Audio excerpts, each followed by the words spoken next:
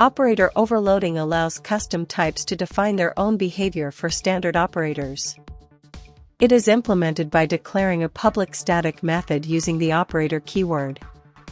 The method must take parameters that represent the operands and return the appropriate result. Only predefined operators can be overloaded. For example, a point struct can overload the plus operator to add 2 points by summing their x and y coordinates. Overloading the equality and inequality operators must be done in pairs to ensure consistent behavior. When overloading equality operators, it is also recommended to override the equals method and get hash code for correct object comparison.